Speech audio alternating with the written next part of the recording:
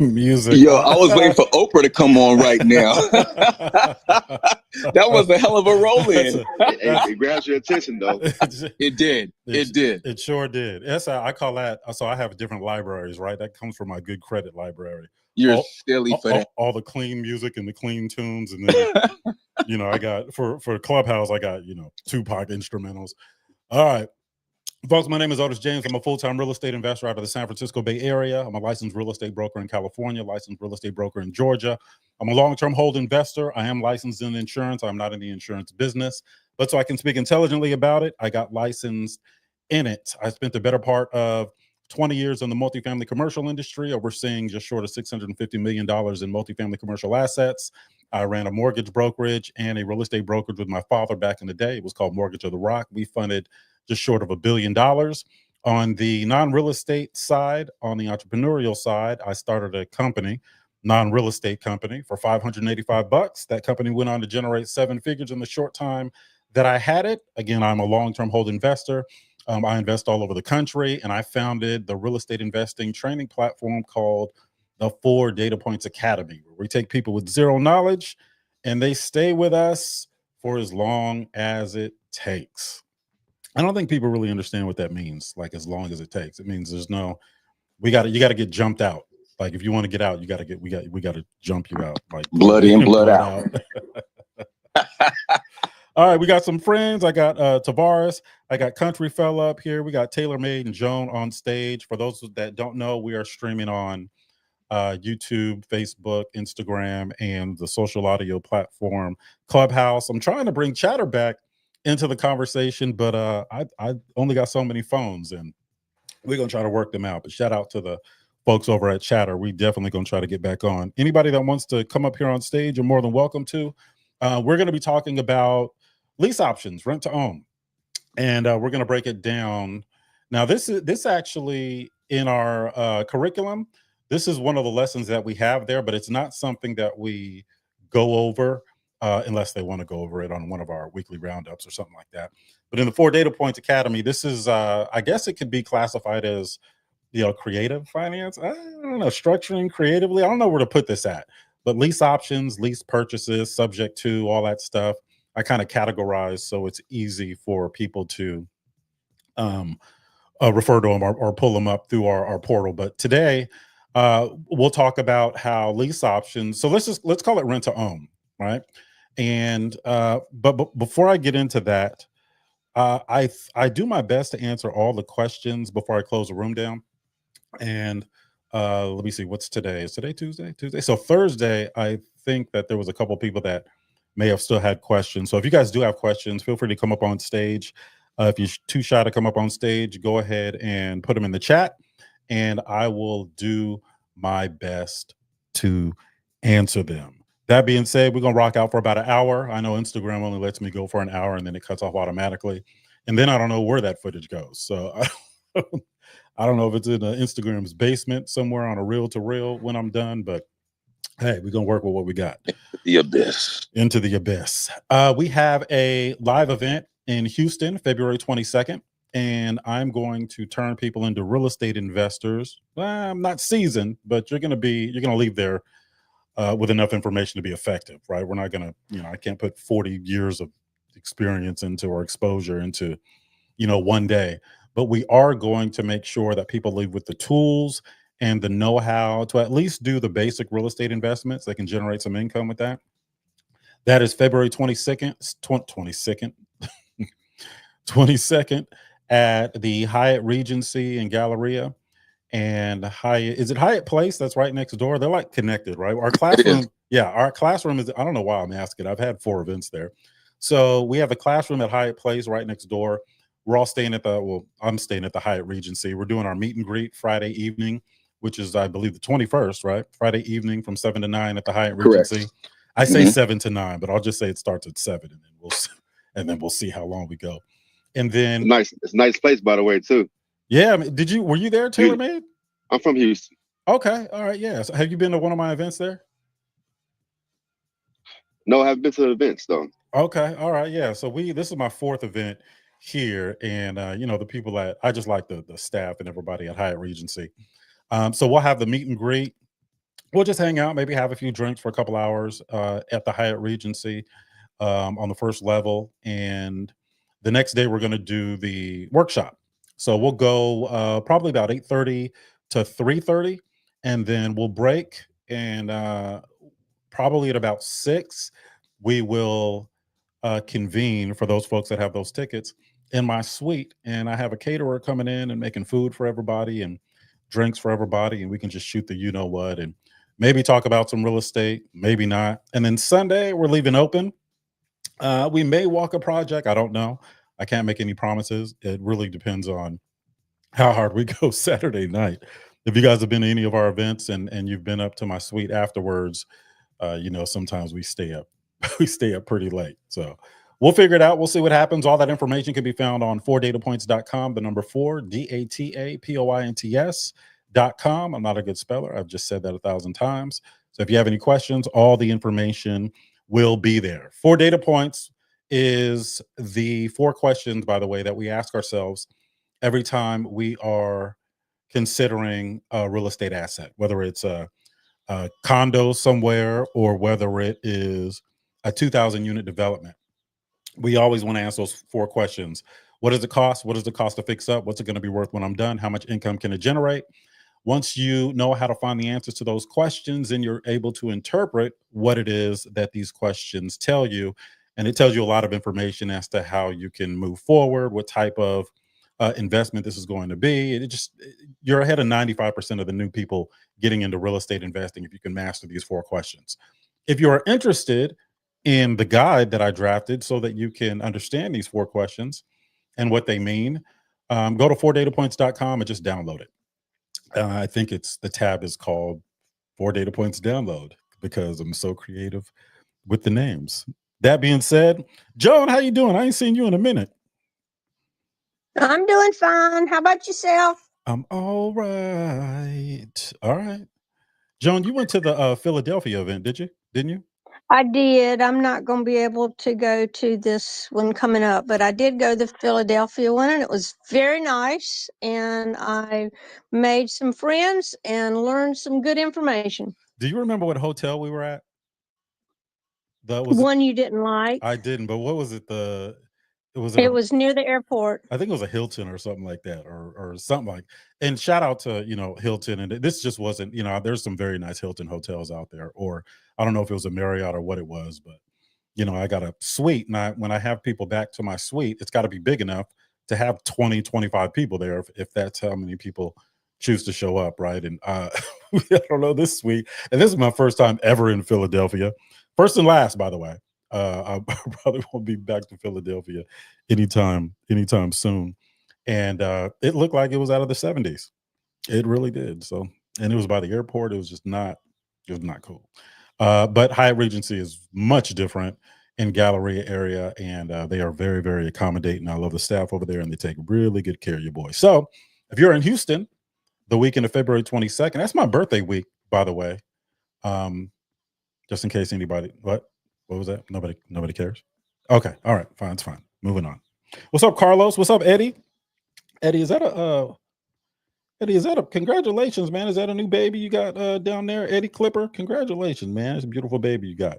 You folks with the red tickets, go ahead, and if you scroll to the top, you can click on the room. The room is titled Real Estate Investing for True Beginners. You click on that, you can join the room and be notified every time that we start a room here on Clubhouse. So I am scanning the chat. There's no questions. And all right, let's jump into it. Anybody on stage? Can somebody tell me now, country fella, I could.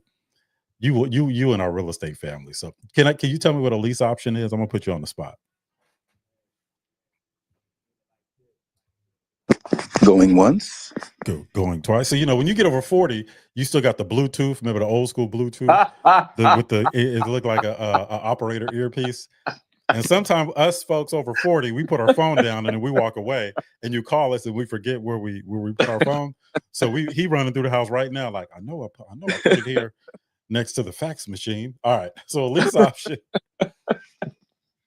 A lease option is it's also known as a lease with an option to purchase. And there's a few components, And if there's a traditional lease agreement, there's another document which is the option agreement, so the option to purchase. Rent credits, there's a non-obligatory purchase. It's a non-obligatory purchase clause, which is a fancy way of saying you're not obligated to purchase it. And then there's the owner benefits, and of course the tenant benefits, and there's revenue opportunities. So there's three ways to generate money if you are a landlord and you are giving somebody a lease option.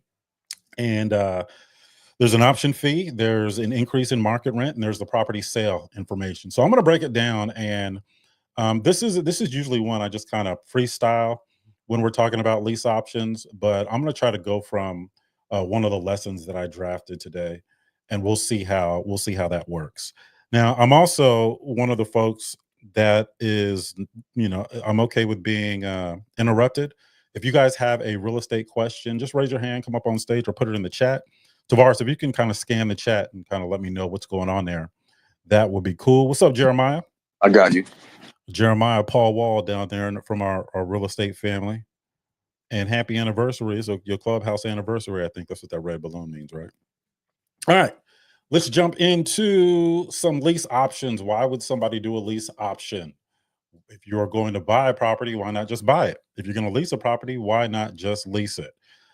Lease options, if I'm participating in a lease option, which means I'm the one that's getting it, I'm not the landlord, I'm the one that's getting it, I'm only doing that to tie the property up, right? So if I tie the property up with a lease option, that means I'm compensating the landlord for the time that I have it. And then when I free up capital from another property or another project or whatever it is, then I'll go ahead and come back and then exercise my option to purchase, and then approach it just as I would any other real estate investment in that asset class.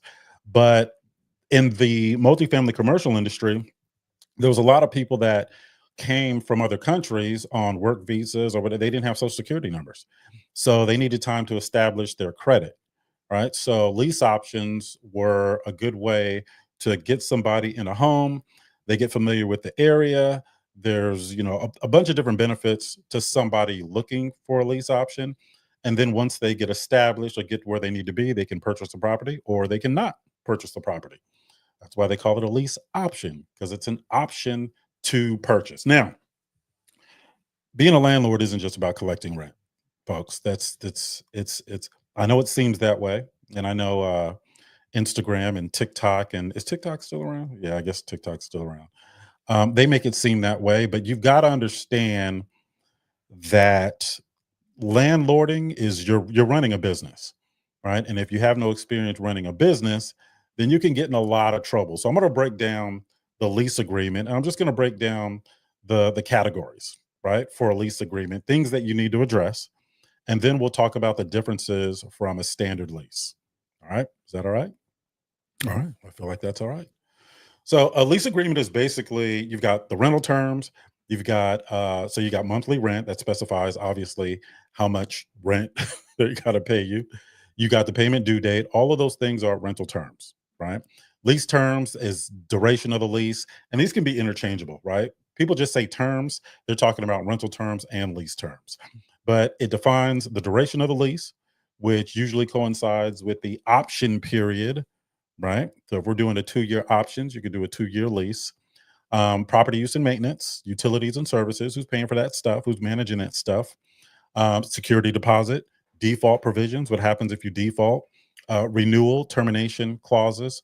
All of these things are in your lease when you're doing a lease option.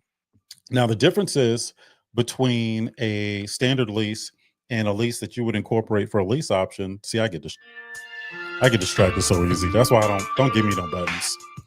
The difference between a standard lease is, well, there's a couple, but I'll go over some of the main ones. Higher rent payments. So the monthly rent may include a premium due to the option to purchase or potential rent credits. So you can structure these lease options any way you want to. Some people will do a standard lease and not increase the rent. I'm always going to increase the rent because you have an option to purchase it. And if that property goes up in value, then I'll take some of the increased rent, convert them to rent credits, and then credit you some money at closing costs to help you get into the property a little easier. All right. And typically I'll look at what your loan requires as a down payment. Down payment is the equity that you have to put into the property.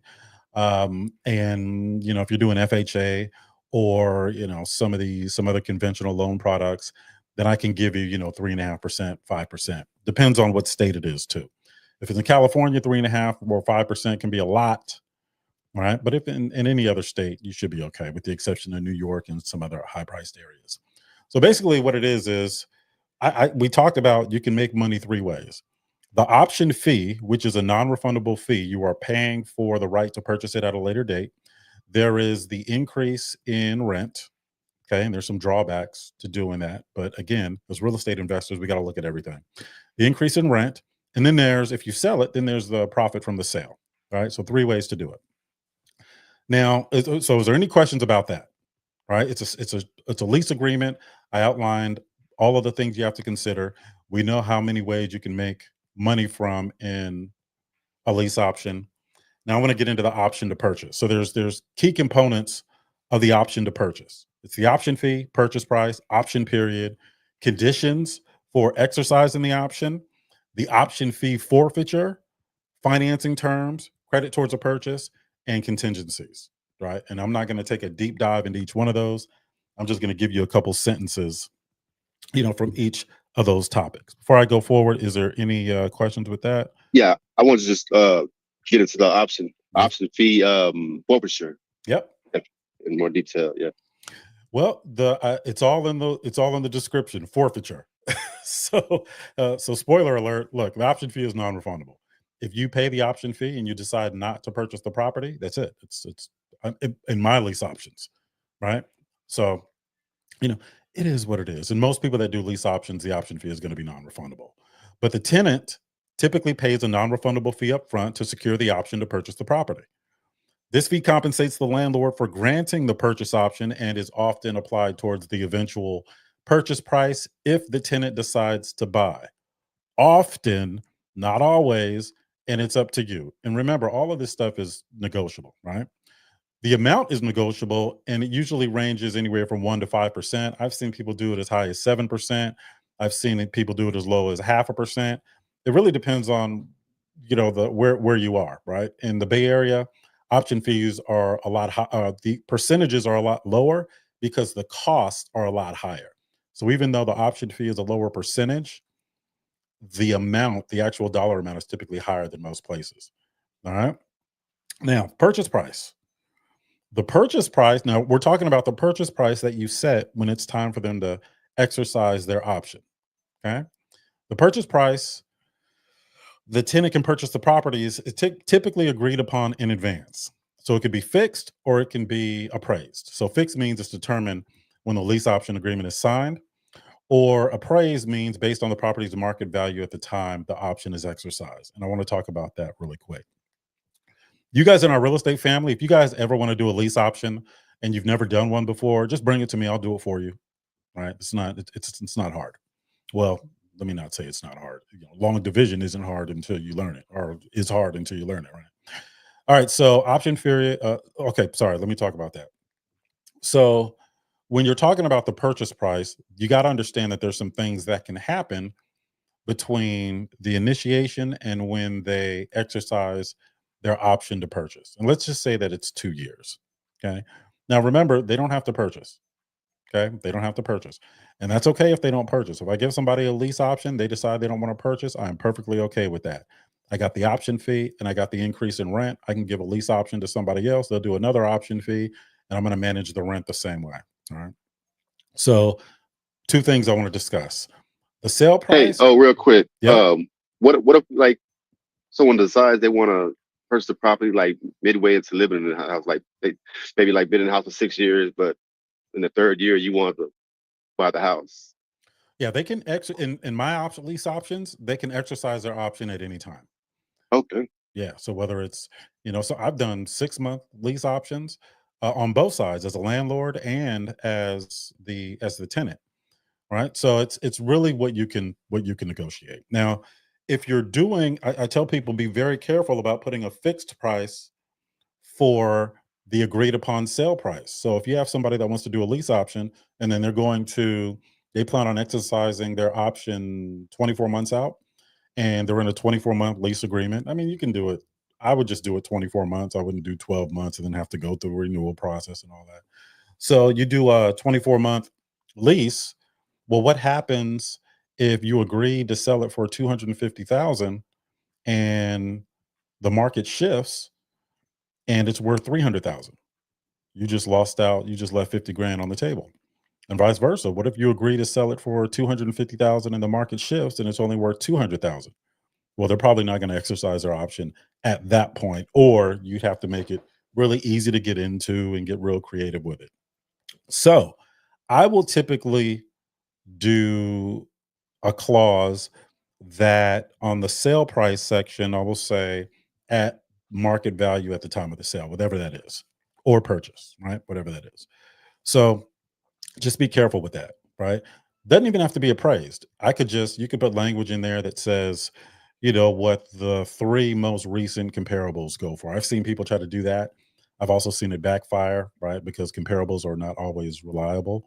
So just keep that in mind when you're determining purchase price. Go ahead, Taylor Made. You got another question? No, I was gonna snitch on credit goddess down there, a bit of peeping tom. Oh, see, she don't. You know what? Somebody is she out there in the yard? Somebody turn the water. Somebody turn the sprinklers on. Turn the sprinklers on. You know, I haven't heard you say anything about the 4 data point on this. I was wondering if the time frames and this lease options.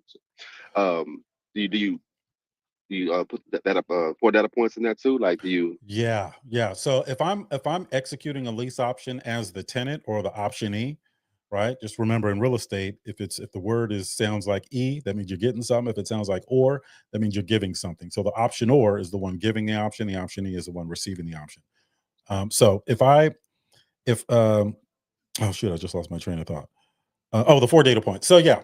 So if I get into a lease option, it's because I ran the 4 data points and it's in my buy box, but I don't have the liquidity to take it down right now. Maybe I don't have the time. Maybe I got other projects going on.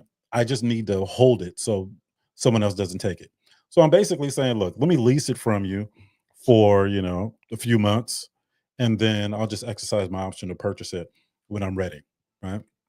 So, but in order for me to engage in the first place, I had to have run the 4 data points on it to see that when I exercise the option, is it going to be profitable for me? I run the 4 data points when I execute the lease option as a tenant or the lessee or optionee, and I run the 4 data points just before I exercise my option to purchase. The reason I do it twice is because a lot of things can change from the time I start the process to the time that I decide to buy the property, primarily other transactions in the area, right? So, if I'm trying to play the market, then I'll go ahead and get into a lease option as a tenant or the optionee around, I don't know, August, maybe August, and then exercise my option in, December, or exercise my option. No, let's say February. So February is probably better. And the reason being is if I'm trying to time the market, then I know comparables in many places are typically down or flat during the holidays. Not a lot of people are moving, right? So if I want to, if I have a language in there that says at current market value when it's time to exercise the option, then my comps are going to be a little more favorable. Now, that's not always. So I'm not saying that that works every time, right? And that I don't necessarily target that, but if I'm in that space in that general time frame, then I'll go ahead and if I can push it out just a little bit to where my comps are reflective of, Q4 the prior year or January, whatever, then I'll go ahead and do it. Now, the other thing is now we're talking about being a landlord. We're not talking about you getting the option. We're talking about you giving somebody the option and setting your rents. Be careful how you set your rents. I increased the rent just a little over market, not enough to really, cause a huge commotion. Keep in mind that you can also price yourself out of the market too on the rental side. Now, you can argue that, well, they're willing to pay it because they're going to do the lease option, but just look at that, right? Look at what similar properties are renting for, because they may just decide to go rent a property, and then when they're in a position to purchase, let's go buy something elsewhere. All right. So you are still competing with the rental market. So Don't increase the monthly rent too much to where you price yourself out of the market. And that's back to landlord launchpad. So you guys in our real estate family, anybody that owns real estate in our real estate family, you guys should have that landlord launchpad guide. I wrote every letter, and that comes from 20 years experience in the multifamily commercial industry. If you have that guide, there's nothing you're going to miss. Sidebar. All right. Now, so we have the option fee, we have the purchase price, the option period. So the option period is just like it sounds. It specifies the time frame during which a tenant has the right to purchase the property. Period. All right. It's usually 1 to 3 years, but it could be whatever you want. And the option expires if not exercised within this period. Okay. So let's say you have a 1 year, you're giving somebody a 1 year lease option. And by the way, a lot of people call this rent to own too. Like I guess you can call it that, right? But it is what it is. But the option period expires if it's not exercised. So if you have a 2 year option and then it expires, well, guess what? The lease, and they don't renew, the lease automatically defaults to month to month. Once that lease defaults to month, they no longer have the option to purchase the property. So make sure that the communication is where it needs to be prior to that, right? Let's say market rent is $2,000 a month and you're charging them $2,200 a month on a 2 year lease option, right? Month 23 comes up, month 24 is about to expire. You need to have a conversation with them to either extend the option period or it's going to go month to month. If it goes month to month, they're still paying above market rent, but now they no longer have the option to purchase the property. And there's a lot of confusion that happens. I've seen that happen before. So just be careful. Conditions for exercising the option. So you got to give them notice. The notice outlines how the tenant must notify the landlord if they wish to exercise the option. So you can say written notice, text message, before the lease term ends, pigeon with a note, whatever you want to do. Eligibility, right? Because now we're talking about conditions for exercising the option. It specifies that the tenant must be in compliance with the lease terms. So that means like rent paid on time, property maintained, to exercise the option. As far as property maintained, uh, if you exercise the option, I'm not going to count that against you because it's going to be your house. So if you didn't maintain it, it's on you, baby. All right. Option fee forfeiture. It's non-refundable, folks. It is non-refundable. Mine is. So it's just like it sounds. If the tenant doesn't exercise the option within a specified time, the option fee is forfeited and retained by the landlord, which is me. All right. Financing terms, I don't really want to get into. I will say that you may specify whether the tenant will secure their own financing or if the landlord is seller financing. Um, I don't know about that. I mean, I do know about that, but I don't know about seller financing from a lease option. I'm not close to it, but I would have to really put some thought into that. I'm like JG Wentworth. I need my cash now. So I don't know if I want to seller finance. I gave you 2 years or whatever to get your stuff together to where you wouldn't need to seller finance, but it depends on my personal situation. All right. Credit towards the purchase. Okay. So I'm breaking this down. We're talking about the option agreement, right? The option to purchase. So I'm breaking it down into option fee, purchase price, option period, conditions for exercising the option fee, forfeiture, financing terms, credit towards the purchase. That's where I'm at now. And then contingencies. So credit towards the purchase, if agreed upon, being the operative phrase, a portion of the monthly rent referred to as rent credits can be applied to the purchase price. Again, it's whatever you negotiate, right? So for example, if the rent is $1,500 a month and $200 is credited, the tenant will accumulate $2,400 in a year towards the purchase price. Now, is that a real dollar value? Yeah. But you can also just take it out of the equity. Because I'm going to tell you right now, if I'm increasing the rent $200 over market, I'm spending that. so the rent credit is going to be in the form of equity, right? So and basically, if you guys are anybody in the finance industry, so how I would structure that is when they're looking to buy the property, we would structure it so they basically just refinance into the property. and they would refinance with a mortgage product that only requires 3.5% equity or 5%, and then I would just give them that. Right. But again, it's all whatever you can negotiate. You guys in our real estate family, again, I'll help you with your lease options, but I'll also help you determine, okay, well, how are we going to structure it? Right. It's one thing to be able to draft it. That's easy. How are we going to structure it and why? And are we going to meet our financial objective with this particular lease option? Like, what's the end game? All right. Any questions so far about any of that?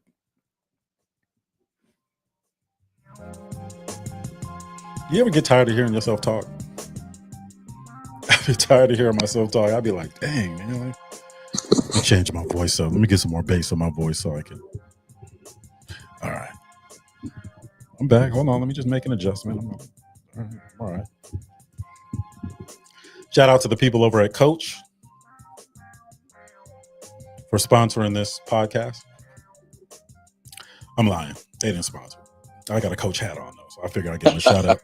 I give them a shout out. Some of y'all was like, oh, he doing big things. Some of y'all was hating for no reason, too. Coach. All right. I meant Coach, the clothing brand, by the way. All right. Where are we at? Contingencies.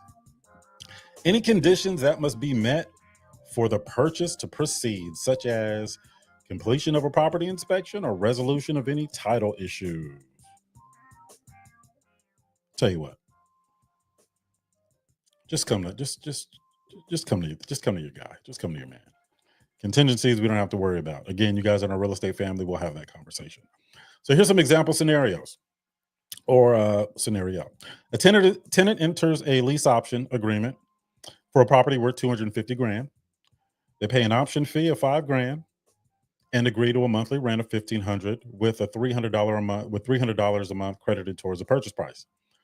Over a 3-year lease term, they accumulate $10,800 in rent credits.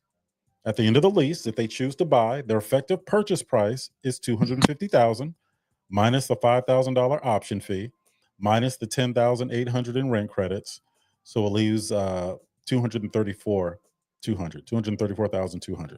Now, if you structure it that way, I'm probably not going to give you the option fee back on the purchase, or maybe I'll do a combination. All right. That makes sense. That's pretty easy that's pretty self-explanatory, right? Let's jump into rent credits. So when you talk about rent credits, they're a unique feature of a lease option designed to help tenants accumulate equity towards the purchase of the property during the lease term. That's all rent credits are. So when you hear me talking about increase in market rent, that's to support any rent credits. You don't have to have rent credits at all. You can just increase the market rent just enough because they're going to be able to purchase it. It's all what you negotiate. All right. So definition, we already went over that. It's a portion of the monthly rent credited towards the eventual purchase. Calculation. How do you calculate rent credits? So rent credits are often a flat amount or a percentage of the rent. For example, if the monthly rent is $1,500 and $300 is credited, the tenant accumulates $3,600 in rent credits. That $300 is 20% of the rent. Alternatively, a fixed amount such as $200 a month may be specified regardless of the rent total. So it's up to you. You're going to see a common theme. It's whatever you negotiate. Conditions for rent credits. They got to pay the rent on time. They got to maintain the property, and they got to comply with the lease terms.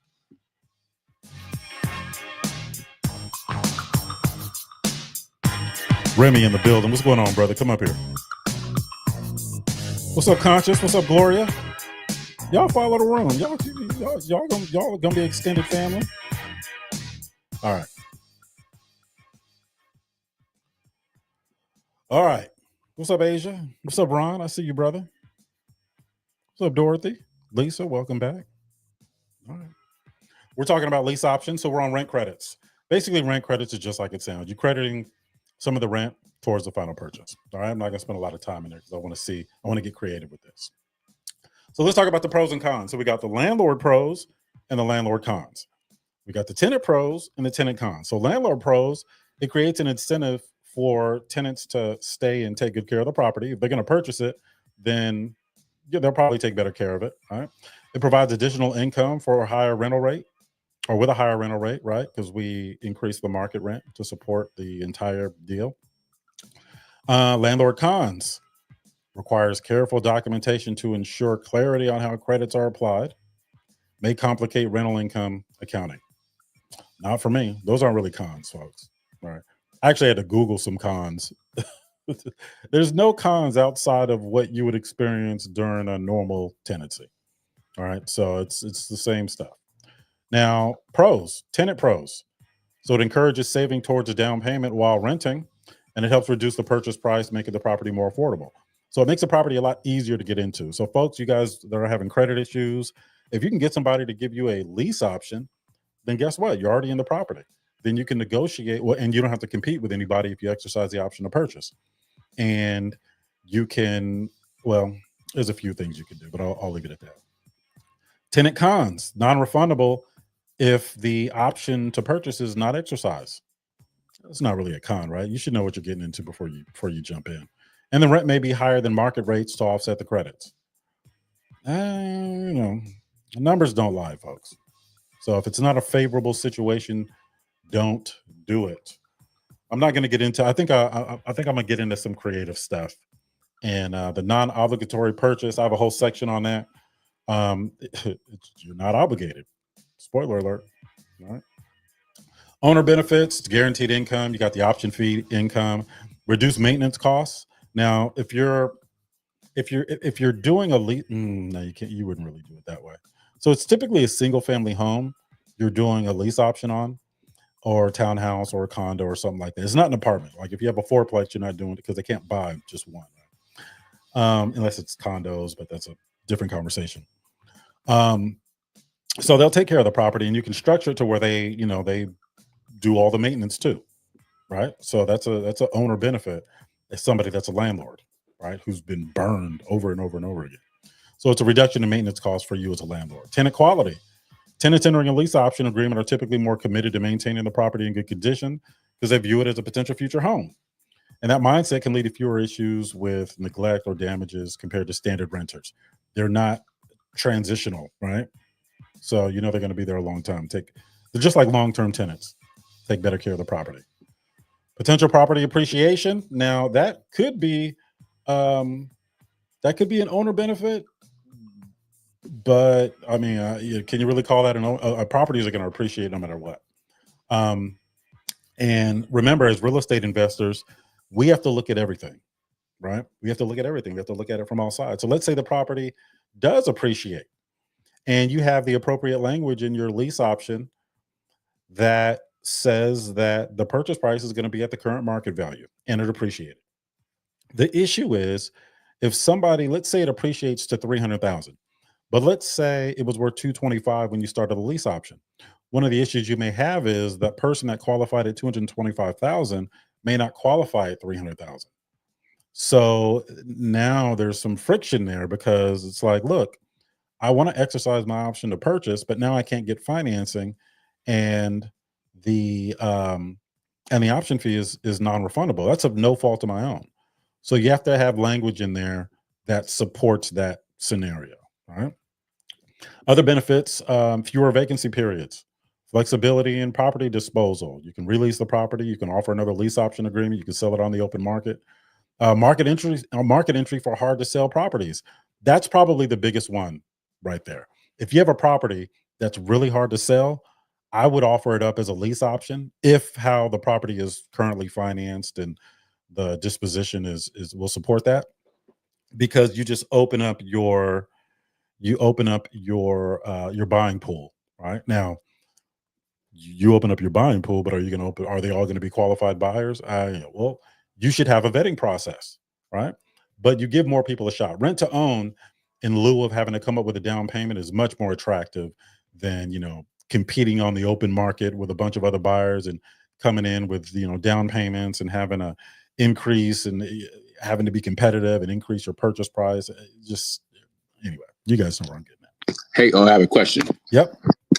So would you advise against that if a person was able to qualify in that first scenario you mentioned, say they qualified at 225 and then it went up to 200 or 300,000, would you ever advise a landlord to suggest making up the difference and putting that difference on the back of the loan?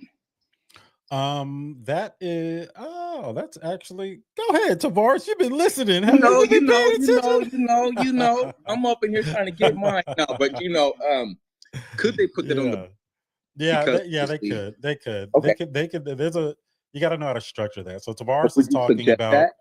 well, yes and no, right? Okay. It really depends. So Tavares is talking about doing a seller carryback. So basically, let's say that, 225 is what we all anticipated the value being at the time that they exercise their option, but now it's worth 300. So there's that 75,000. But then don't forget, I've got rent credits in there that they get. So let's say that at the end of the day, they're still 60,000, short from what we expected as far as what they were going to purchase it for. Mm-hmm. I could take that amount in the form of a note and deed of trust, or a note and mortgage agreement. Basically, the money that they're short on the purchase, I would take in the form of debt. And then I wouldn't record it yet, though. I would have all the documents signed, fully executed. I would not record it.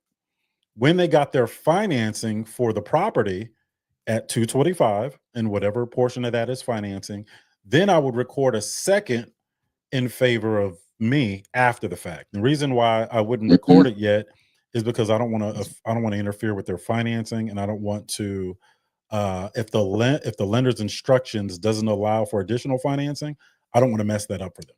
So I'll execute the documents, won't record it, and do a seller carryback, a second mortgage in my favor. But again, it depends. We got to look at everything. What Could I suggest another play that you might want to look at as well in that scenario? Absolutely. You could wait, Ellis, tell everybody who you yeah. are, because this is right up your alley. Yeah, my name's Ellis San Jose. I'm a full-time investor here in Southern California. I've been doing this for about 3 decades now. I actually teach creative acquisition and financing. I also have been a guest lecturer at UCLA, where I talk about investing in debt and notes. My specialty for the last 12 years or so has been in finding situations that have title issues. If I could find the right situation, I could buy properties at 50 to 80% discounts. So another scenario you can do is you can sell or finance the property, but split it up into 2 notes. So you have a first, and then you have a second, and then you can season that first, take a couple payments of that. You can sell off that first deed of trust in the open market. So now you get some cash, and then you can hold that second, which is basically free money in a lot of ways, right? Yes. So you can do it that way. So there's so, and I like what you said about, how you want to make sure you have to think out. This is like playing chess. So you got to think out the strategy, like you introduced, Otis, where you're not going to record right away because you don't want to mess up their financing to get that institutional first. But in my scenario, if it made sense, you could do seller financing, but split it up into 2 notes so you can actually monetize right away on the first. You wouldn't have to take much of a discount if you did it at the proper loan to value. And then you just keep the second in your IRA, Yeah, actually, yeah. So there you go, baby. Yeah. Have you ever? Where's the marketplace to sell off notes? How are you? I've never sold a note. I've bought notes, but I've never sold a note. Where do you go to?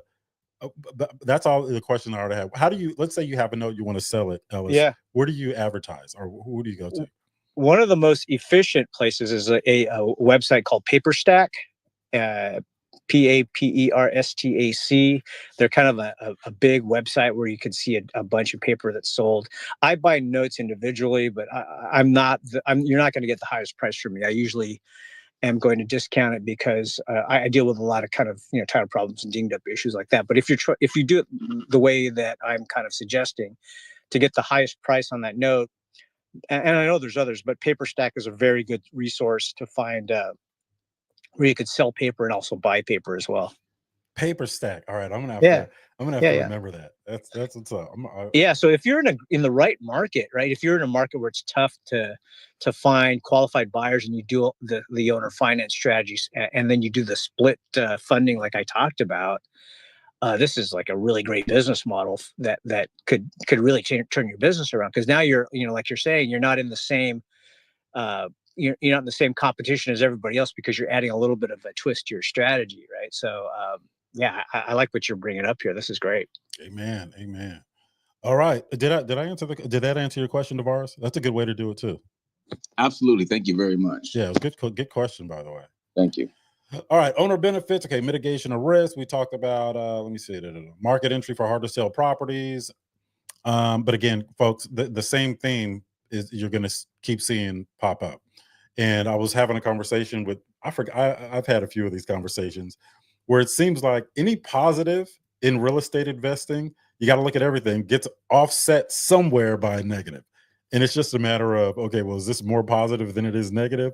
Because a lot of this stuff is the best way forward is not always clear cut because everybody has different financial objectives, different scenarios, right? Some people need more liquidity, some people are more in it for the long term. So if somebody says, well, this is the way I do it, you really need to evaluate, okay, well, is that the best way for me? That's why I tell people, look, get your education. So when someone says this is the way I do it, you can see why they do it and then see if that is going to work for you. Mitigation of risk. So if the tenant defaults or decides not to purchase, the owner retains both the property and the financial benefits accrued during the lease period. It's another owner benefit. Tax advantages. Rent payment and the option fee are typically treated as regular rental income, which can provide tax benefit. It is taxed at a different rate than active income. So when we start talking about taxes, oh, and by the way, the owner defers capital gains on the property sale until the tenant exercises the option to purchase. If anytime we start talking about taxes, folks, always vet this information for yourself. Talk to a qualified professional when we start getting into taxes and law and all these other things, right? It'd be really easy for me to give out some bad information because, maybe when I did it, things have changed since. We've got a new administration coming in. A lot of the rules are going to be changing in a lot of places.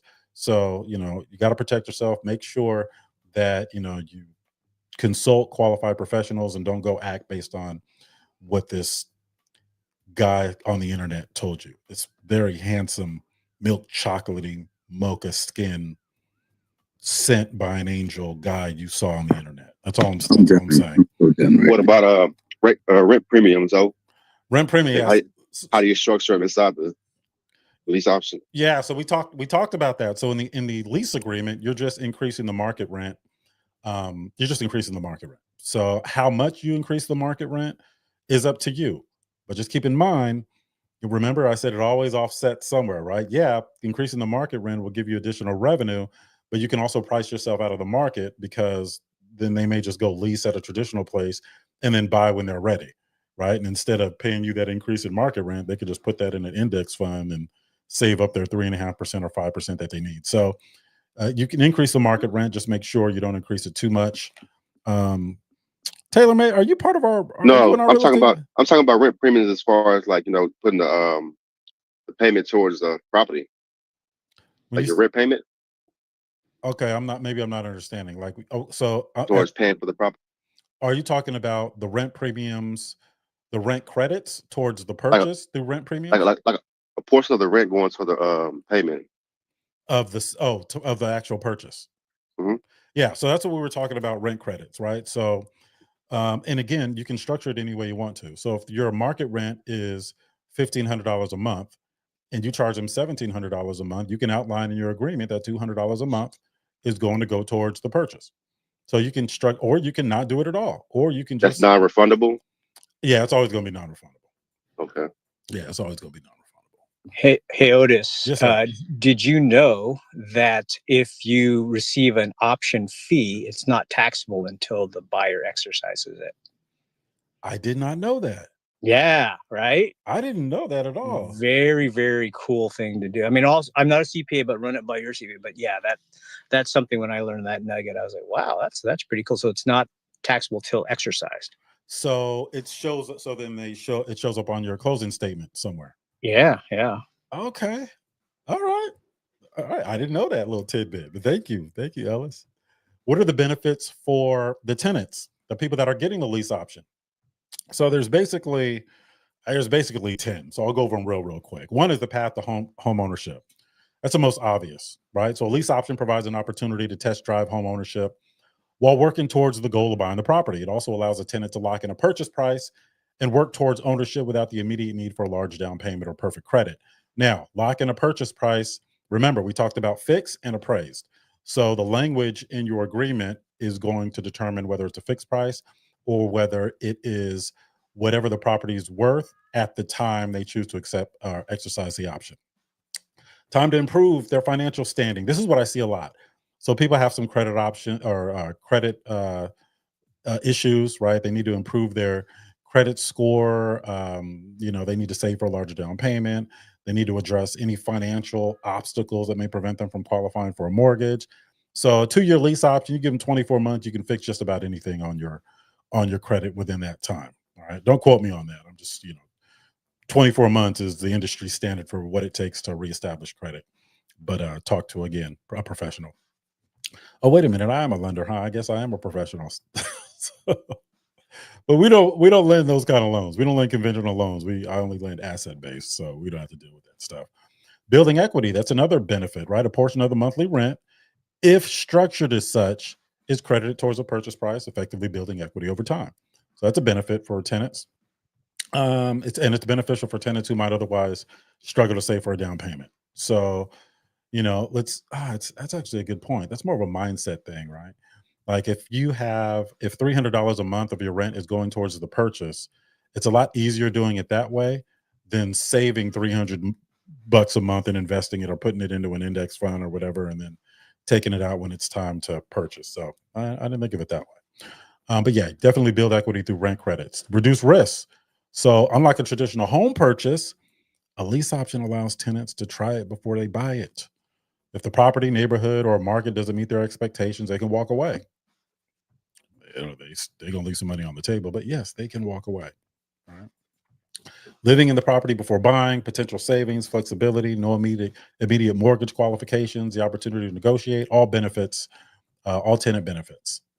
So lease option or where it's at for some people. Now, I'm not going to go over a scenario, but I do want to go over some potential risk before we close out, and then we'll switch it up. I know Instagram's going to just close me out in about 10 minutes, but we'll switch it up and get into any real estate questions. So the risk and challenges for tenants: non-refundable option fee. Okay, it's non-refundable. That means they forfeit it if they decide not to purchase the property. Another risk: higher rent payments. We already talked about that. Loss of rent credits. Same with the option fee. If the tenant defaults on lease terms, they may lose the ability to accumulate rent credits or apply them to the purchase price. All right. These credits are also non-refundable. Market value decline. That's a risk, but it's more risky. Well, I guess it depends on who you ask at the time. But market value decline. We talked about what happens if we're set at $250,000 purchase price, and then by the time the tenant chooses to exercise the option, it's only worth $200,000. Well, it's good for the tenant, not so good for the landlord, right? So risk is risk. Financing challenges. They may not be able to get financing when it's time to exercise their option. Then what do? You got to have language in your agreement to address that issue. Maintenance responsibilities. Many lease option agreements require tenants to handle the minor repairs and upkeep, which can add unexpected costs. I mean, they're going to be doing that when they own the home anyway, so you might as well get used to it. They might feel they're investing in a property they don't own yet. Well, they can own it whenever they want. Right? What other risk? Unclear and unfair terms. Well, that's more the negotiating process, but that's something that tenants have to watch out for, and landlords too, right? If you don't have a lot of experience, poorly drafted agreements can lead to disputes over terms such as rent credits, maintenance responsibilities, and the purchase process. Tenants should ensure the agreement is clear and consult an attorney if needed. If you can't consult an attorney, just take the agreement, upload it into ChatGPT or Gemini, and just ask it where you're exposed. Are there any things that that you should consider? Just put the scenario in there. Let it know, hey, I'm currently considering a lease option. Here's the documents. Is there anything I should be concerned about? All right. I think attorney's going to be out of business. Some attorney's going to be out of business. Did I just say that? Yeah, I said it. I don't like him anymore. I'm sorry. I thought I was on mute. All right. Risk and challenge. Oh, so those were the tenant challenges. And for the landlords, it's typically the same challenges or risks that you're going to deal with in a typical tenancy, right? Tenant defaults You miss market opportunities, right? Blocking in a purchase price means the landlord may lose out on potential market appreciation if the property value increases significantly. But again, there's language for that. Property damage, again, you risk that. Leasing any property out. Legal and tax complexities. Make sure you guys are talking to tax professionals in anything you do. This is a business. You're doing business. So make sure that you consult the right people. Right? Difficulty releasing, market value decline, enforcement of terms, all that stuff is your normal risk, right? We call that a Tuesday. All right. Dude, I don't think we went live on wow. I don't think we went live on I don't think we went live on what time is it? I don't think we went live on 9:53. yeah, I don't think I clicked the live button for Instagram. So sorry, Instagram. I didn't click the live button for you guys. But hey, it is what it is. I'm telling you. All these buttons. All right. So that's a lease option, right? Rent to own. I'll do a quick recap and then we can move on to some other another topic for the next 15 or 20 minutes. So a lease option is rent to own. It is a lease with another document called an option agreement. Now, one thing a lot of people don't talk about on the option agreement side is all right, where's that remote? Okay. All right. Well, it is what it is. One thing a lot of people don't talk about, you can trigger a due on sale clause if you don't structure a lease option the right way. So there are certain states that it may be triggered. Texas is one of them. So be very careful to keep the document separate. So if I have a lease option, and folks that are just tuning in, a lease option is basically a rent to own. There's a lease and an option to purchase. The lease agreement is going to be completely separate and make no mention of the option agreement. The option agreement is going to be completely separate, and it's not it may make mention of the lease, but it's not going to be vice versa. Ishman, did you have a question? I see you up here on stage, and I don't want to continue if and miss you. So just come off mic if you have a question. So option agreement is basically an option. It's a document that gives you the option to purchase property at a later date. Now, there's 3 ways to make money as a landlord. Now, I'm just recapping, right? Just going over what we already talked about. There's 3 ways to make money as a landlord doing a lease option. The option fee, which is non-refundable, which is traditionally 1 to 5% of the purchase price. There's the increase in market rent, right? If you're going to issue rent credits or give them credit towards the purchase, you can take a portion of the rent and give them that when it's time to, or that amount when it's time to purchase the property. And then there's the sale of the property. So you got option fee, increase in rent, and the sale of the property. Okay. You are going to encounter the same risk you would as you would any tenancy, right? So I really wouldn't, make a huge distinction with respect to risk. I think the gains outweigh the risks. For those that are looking for, a place to live, right? I'm an investor. I only buy properties that generate income, right? But what if I was looking for a place to live as an investor with the investor mind? Then I'm going to try to engage in a lease option somewhere and then resolve whatever issue that I'm dealing with that keeps me from buying a property outright, and then just refinance into it once I fix that issue, whether that's 12 months or 24 months, right? So there are benefits with a lease option. There's benefits on the landlord side, and there's benefits on the tenant side, right? And I've been both. I've done lease options and never even moved into the property. The only reason I even did the lease option is because I wanted to tie it up. Now, with any investment that I'm going to own, even if I don't own it right now, right? If I'm in a lease option or doing subject to financing, even if I don't own it right now, if I'm going to own it, I still run the 4 data points. Okay. I still need to stick to the same criteria when structuring deals creatively. I need to assess the deal. I need to take control of it. I need to add value, and I need to exit. Okay. A lease option is just temporary, right? I'm still need to run the 4 data points. When I'm going to purchase a property, I need to understand how much it costs and if it's worth it, right? Data point number 1, what does it cost? Also translates into what am I willing to pay? I need to understand what it's going to cost me to fix up. I'm a real estate investor. I make properties worth more than I bought them for. If there's some value add opportunity there, then I need to take advantage of that. I need to understand what it's going to be worth when I'm done. So I'm going to look at, okay, well, what are similar properties selling for in this neighborhood in similar condition to either mine now or what mine is going to be when I'm done with it? And then how much income can it generate? I'm not above doing a double lease option. Like I come in as a tenant, right? Like let's say I'm in a lease option at $1,500 a month. I'm the tenant. And then I give somebody else a lease option at $1,700 a month. And then when they exercise their option, I'll exercise my option. And I can structure that. Now, don't try to be shady, right? I can structure that with the landlord and do whatever paperwork needs to come in place to go ahead and make that happen. Keep in mind, the messier it gets, the less likely people are going to agree to let you do that. There's also things to look at, right? There's a good chance you're pricing yourself out of the market the more middlemen you put in a deal, but it's possible to be able to do that, right? And there's a lot of situations people can benefit from lease options. People coming over on work visas.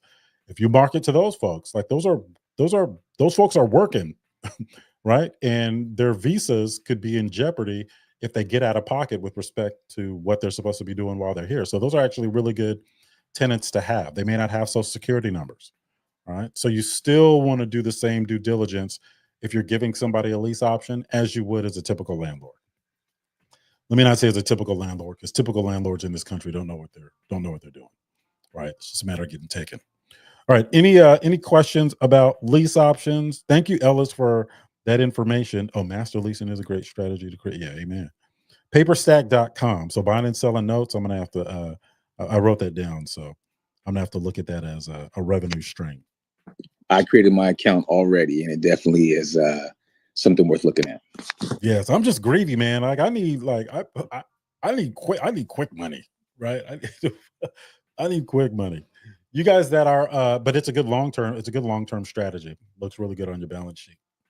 And I need to add more long-term stuff to my portfolio because that's really what's going to be fun in retirement. Folks, flips ain't fun in retirement. When you start doing these flips, these are, it's active income.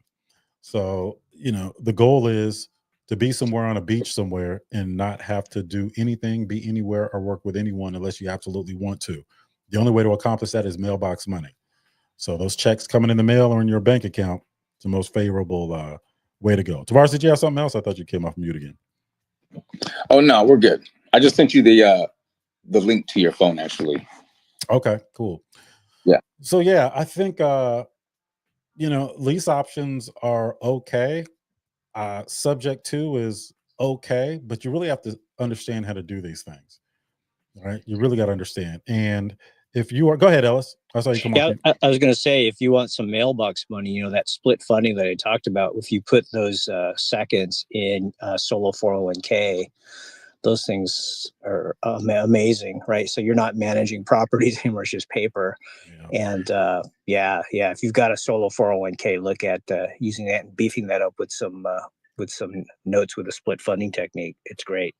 Yeah, and you know what? I think I don't know why this just reminded me of that. I think we'll do subject to Thursday. So day after tomorrow, I think we'll talk about some subject to stuff. I want to get more into that in our actual curriculum. So you guys that are in our real estate family, I think we'll deep dive one of the Mondays into subject to financing, lease options, lease purchases, which I don't do because they're, I don't do those. I'm not going to get into that right now. Are you going to be covering that stuff at your Houston event, Rodas? Yeah. So the Houston event, we're going to break it down to assessing the deal, structuring it creatively, and then in the afternoon, we're going to get into multifamily commercial because some of that stuff, transfers over to multifamily commercial. We're not going to take a deep dive into multifamily commercial. I just want to show people what's possible once you get into it so they can get an idea of how they should scale up eventually and they can see the math involved to help them get to their financial objective a lot quicker. Right. I don't do, I'm not married to one particular asset class. I'm not married to one particular investment strategy. I just do what works the best and what has the most favorable math. So I'm not selling one over the other. As a matter of fact, we combined our curriculum now. So where you could join our real estate family and just get the residential at one point, then vice versa, just the multifamily. Now we're putting them together because I really want people. We have people that have been with us 2-3 years, that have 10, 15, 25. I think the person that has the most is like 27 doors or something like that. And now it's time to scale up and start getting into apartment buildings. So we're going to touch on that February. So assessing the deal, structuring it creatively, multifamily commercial. And by the creative stuff, we'll get into lease options subject to seller financing, acquiring real estate, paying out of your exit strategies so you don't need, down payment. What's up, country fella? Oh, I was wondering, was Ellis offering to come share some of his knowledge with us in Houston? I figured Otis might give him a little time to share some good stuff, and we can throw an extra session in there late night. Who going to do that? Ellis. Oh no, I can't have Ellis in the same room with me because he's smarter than me, and then I gotta pull out all my four syllable words, and I only got like 8. Just interrupt me a lot, Otis. Once I run out of 4 syllable words, I just start using the same one over and over. Just using them wrong. Well, if you want to get apoplectic with it, then what you can do. Otis, what I used to do when I had people that I would just say, well, I just want to reiterate and echo what someone just said. So I would sound like I knew what I was doing. Amen. Ditto. That's all it is. No, I actually do want Ellis to come out and to do something with us, man. He does some really cool stuff. And it's a good illustration of how many different ways there are to make money in real estate. And as real estate investors, we tend to gravitate towards, you can learn everything, but you tend to gravitate towards, certain things. And what Ellis does is a lot of paperwork. I'm like, that's why I stopped going to school. It's paperwork. I still need 6 credit to graduate junior college. So that tells you what I think of paperwork. But it is. This is my life. It is what it is. Folks, we're about to wrap up. Any more questions? If you want to know about the event, we max our events at about 30 people. Certain venues will do 40 people, but 30 people because at the end of the event, we may go workshop style. I need to know that you've learned the actual stuff, right? And I need to know that you can get out there and actually accomplish something. So I need time for people to be able to ask questions, and I need to be able to interact with people and take their actual scenarios and put myself in their situation and teach them what I would do to level up to the next step. So, I'm very big on, delivering, right? I'm not just teaching for the sake of teaching. And I fully understand that there's going to be a lot of people that aren't going to be able to join our real estate family at these events. And that's okay. I want those folks to be able to walk away with something, get their money's worth, and still be able to get out there and be effective with the process. So that being said, I am looking forward to seeing everybody in Houston. I think Instagram just cut me off. All right. I'm going to get it right one of these days. Look forward to seeing everybody in Houston. We are going to be here on Clubhouse, and I'll be live streaming on, Facebook, Instagram, and YouTube, probably in perpetuity. I will probably do that forever. Tuesdays and Thursdays. Right? See, perpetuity. That was another word, right? Hey, what's up, Taylor May? Is there any websites that show like lease first ops properties? No, not that I know of, but I would just go on Craigslist and reach out to anybody that's leasing a property. Mhm. Especially all these baby boomers, man. Look, seller financing and lease options, like that creative stuff is really going to come in handy. So it's really going to be in your best interest to be able to learn that stuff. You're going to see a lot of that stuff. All right. Okay, cool. All right. Look at me trying to multitask. All right, folks, you know how to find me. My name is Otis Douglas James III. You can email me at info@4datapoints.com, but everything's on our website, 4datapoints.com, upcoming events, the 4 Data Points Guide. If you're new to investing or thinking about getting into real estate investing, before you take a course or sign up for mentorship, even mine, download the guide and it'll give you an understanding of the basics when we're assessing a deal. That applies to residential 1 to 4 units. 5 units and up is multifamily commercial. That's a completely different ball game. I wouldn't even get into that without a mentor. But the residential stuff is a little bit easier. And once you're ready to scale up, we'll be here for you. And if you're ready to do some projects, some flips, you want to go in on some group projects with us, we can go ahead and do that. But you got to be a part of our real estate family for that. Otherwise, I can get in trouble. That being said, if there are no further questions, we are wrapping up. You folks at the bottom with the red tickets, click the room at the top, join it. All right. Come on in the house, take your shoes off. All right. Have some cognac. We're gonna light some incense. Okay, no, I'm not gonna do that. All right, y'all, be cool.